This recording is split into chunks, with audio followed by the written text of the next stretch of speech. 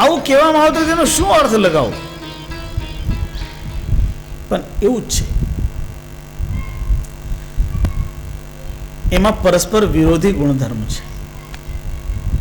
લાગે છે આપણને કે ડોલે છે, પણ એ ડોલતો નથી. અને જ્યારે આપણને એમ લાગે કે આ તો ડોલતો નથી, ત્યારે જ એ ડોલતો હોય છે.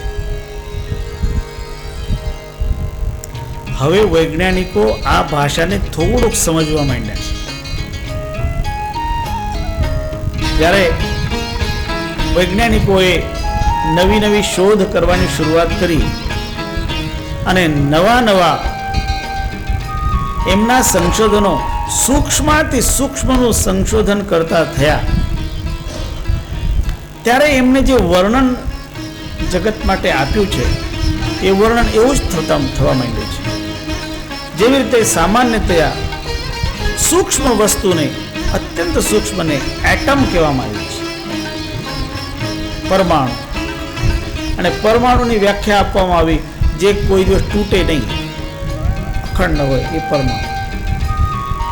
પછી વૈજ્ઞાનિકોએ કહ્યું કે નહીં, પરમાણુ અખંડ નથી, એની અંદર 3 છે બીજા, અને એના નામ એમને આપ્યા ઇલેક્ટ્રોન, પ્રોટોન અને ન્યુટ્રોન.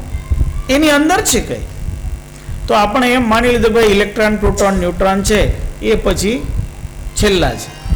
પણ એ છેલ્લા નથી, એના પણ ખંડન થાય, એના પણ વિભાગો થાય. અને એમને ઇલેક્ટ્રોનના વિભાજન કરીને જોયું કે એના 11 ટુકડા થયા ઇલેક્ટ્રોન. અને જે 11મો ટુકડો છે એનું નામ રાખ્યું ક્વોન્ટમ. હવે આ જે ક્વોન્ટમ છે એની બાબતમાં વૈજ્ઞાનિકોએ કહ્યું કે એવું છે કે એને કેવું છે એ કેવું અઘરું છે. કે ક્વોન્ટમ એવું છે કે આપણે એને ન તો કહી શકતા સ્થૂલ, ન કહી શકે અસ્થૂલ. એને નથી કહી શકતા આપણને કણ, નથી કહી શકતા તરંગ. એ નથી લહેર, નથી કણ એટલે કોઈ સ્થિર રહેનારું તત્વ. તરંગ એટલે ચંચલતા અને કણ એટલે સ્થિરતા. એ નથી જળ, નથી ચંચલ. તો હવે શું કહેવાય? તો કહ્યું કે જ્યારે જળ કહીએ ત્યારે એ ચંચલ લાગે છે, ને જ્યારે ચંચલ કહીએ ત્યારે એ જળ લાગે છે.